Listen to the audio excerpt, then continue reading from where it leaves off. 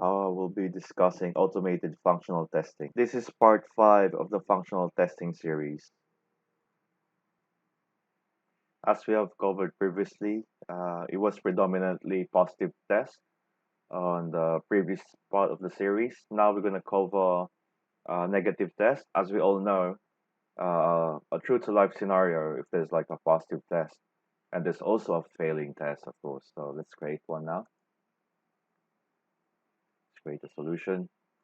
As for part 1, right, so we're going to do the same steps on creating a solution and creating a test. So let's say failing test, test and demo. Let's create that. Okay, now the solution has been created. Let's create a test on top of that. So let's say failing test, failing GUI test, because right now we're actually testing the GUI. So we choose the same framework, which is a GUI. Okay, so we press add. Right. So as of now, because we're gonna do recording, I'm gonna make sure all the applications right now is closed. I'm gonna do a setting as of part 1. So I'm gonna add the application details. So same procedures. Right click, get the executable file, copy that, paste it here, press OK, press apply, press OK. Now I'm gonna start the recording.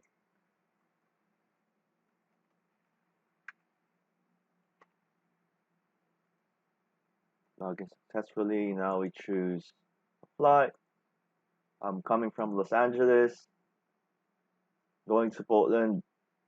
Let's choose the same date. Right, I like to travel first class, of course. Find flights. Let's go to the second line. Select flight. Right, probably say Jeff will be the traveler. Jeff the traveler. Yeah, press order. Now, after pressing order, um, we actually see that there's a label came out, order 161 completed. So let's assume we're gonna put the verification here that we expect after placing the order that this will be the desired result or the expected result. And our goal is to verify after doing the steps of the business process that this is the actual outcome or which will be verified. Now, as you can see on the right hand side, as I click, there's a feature that we could actually choose what type of checkpoints, and it depending on the application of framework we're looking at, we got the choice on which um, type of checkpoint we're gonna do. And for this demo, I'm gonna choose standard checkpoint. Right. Uh, right. So I'm gonna click order 161 completed. So this is the object we're gonna verify at. After clicking, as you go to the left hand side, you can see it automatically picks up the object and sees the desired outcome, which is order 161 completed. Now we press OK. Now this dialog box comes out. So we have the capability of having a constant value or actually doing a dynamic value, meaning we could have a series of permutations of desired outcomes depending on the amount of combinations we're going to do. So for now, for this demo, I'm going to choose constant. Press OK. All right. So I'm going to close the application now. Stop it. Okay. Now I'm going to change the desired outcome. Assuming we're going to make a mistake. So instead of 160, 159 as a desired outcome. Okay, so press save, run the recording. Run it. Now we should be expecting a failed test. You see? So we have a failed test. Go retry, do a skip. Now it closes. Now, as you can see, there's actually two failed tests as we expected. And same as the first part of the series, we get to record the operating system where the test has been run, the CPU, the cores, and the amount of memory. So we have the power of actually choosing the environment to test at and having a complete recording of the test environment and the test results. As you can see on the error list, we have two errors. So we have a detailed information, a very detailed information of the test outcome. So we also have evidence of a screenshot of where the actual error actually happened, right? So the desired results can also be emailed, sent by email, or copy the file name or send it to a chat. Now, the next step I'm going to show you is each test is actually automatically inserted as a defect. So we can assign it straight away. We don't have to manually capture the screen, manually write the defect, because all of it is actually done for us. Now let's go to the centralized tool that we were using. Let's log in. Let's log in. Enter the password.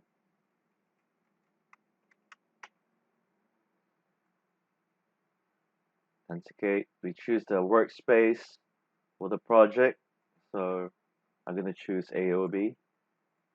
Log in. Let's close. Right, go to defects. Now it's filtered on today. As you can see, it's empty. Now let's go to test lab. Let's run a failing test. New folder. Create a folder which will run the failing test. Movie for test. Score fail. Okay. Now let's add the test here. So right. So let's create a test set where we're going to be including the failed test. So let's name it failed underscore test set. That's okay. Now we're gonna add the test.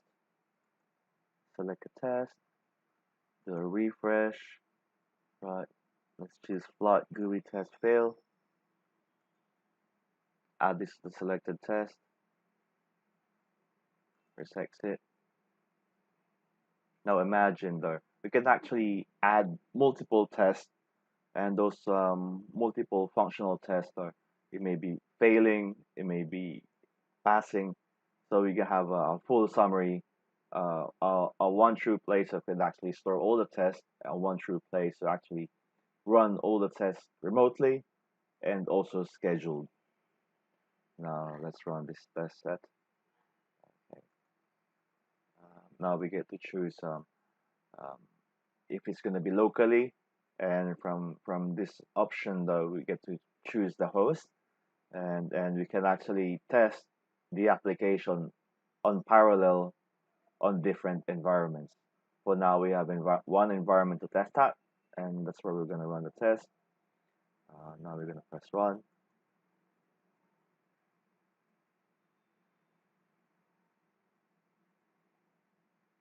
Now it actually runs the application.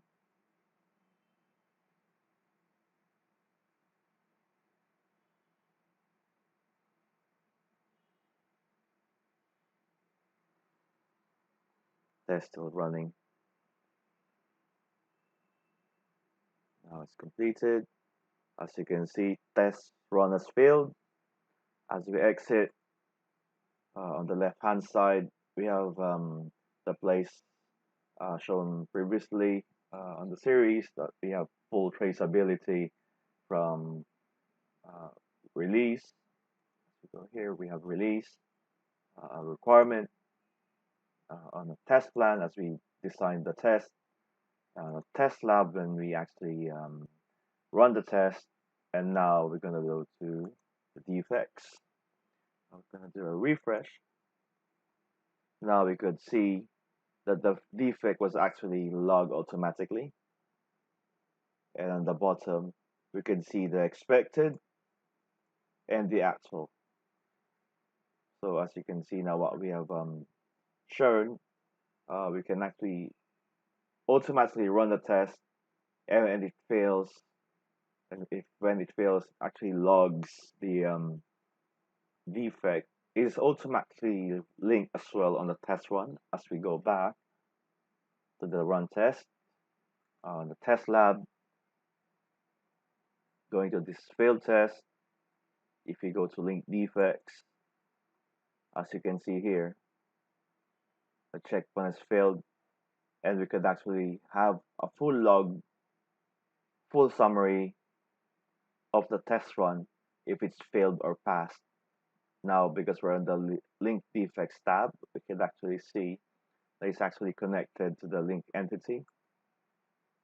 Now, if I click that, it takes us to the defect that's actually automatically logged. Now, if we click the link entity, we get to see the log defect. Now, if we click into it, we can see details of the defect itself, which is actually fully connected to the test run. Now, if you go to the report, we can see the steps and the name of which we run earlier, and it has also a report that we could actually generate. Now it's actually launching. So this is the failed step, and we have a screenshot with actually which has already been recorded. Now, as we exit here, first cancel. Now if we go back to the test lab, we can actually link also the test. Since we have the capability of having full traceability, we can actually link this test to a requirement and into a release. Now we're actually running a field test set. Running, if we go to the execution grid, drag this. So this is flight GUI test fail. If we go to the test plan, this flight GUI test fail can be attached to a requirement. Now, if we go to requirements coverage, we click that, select a requirement. Here at the requirements coverage, we can actually choose which requirement we get to link it to. Now, under AOB folder, we go to application functionality. Let's link it to primary business functionality. Now, take it to the left. Now we press exit. We go to the requirement. Now, in this requirement, we can actually now add it to a particular release. Before attaching it to a particular release, as you can see, we have full details of the requirements. So we get to see the description, a comment back box that we can actually collaborate. So here is a sample collaboration, I would say. Press enter, add the comment. Now, as you can see, people can actually reply as a different user. It will automatically log who actually wrote the comments. As we go forward, there's a rich text that we can actually write down all the requirement details, and we can actually attach a document and see the activity and see the full history of the requirement. Now we're going to go to the details of the requirement, and let's attach this to our release cycle. And now let's go to target release. Let's choose probably 5.0 release. Choose the cycle. Now choosing the cycle 5.0, let's go to sprint 9. Press OK and press OK. Right. So as you can see, if we go to the cycle of the release itself, now if we go to the releases, 5.0 release AOB, we go to sprint 9, and now you can see there's a requirement assigned to this cycle. There's one which we've actually created, and if I click that, now we can see the requirement which is attached. Primary business functionality, and the recovery status is failed because we had the failed test. Now, now if we go to the dashboard, go to analysis view, on the defect summary graph, as you can see, we get see all the defects by summary of severity. If we go to the dashboard view, if you go to the public graphs, then we can have a full summary. And on the left, we get to see the code changes grouped by developer. At the bottom, we have like the defects graph summary according to severity. And the right hand corner, we got code changes summary graph. And of course, this dashboard is actually have the flexibility to be able to be fully configured according to the desired report that we're looking at. Well, this is the end of my session. Thank you so much for watching my channel. This is Willie Ren. I hope you would actually continue watching my upcoming videos. Thank you so much.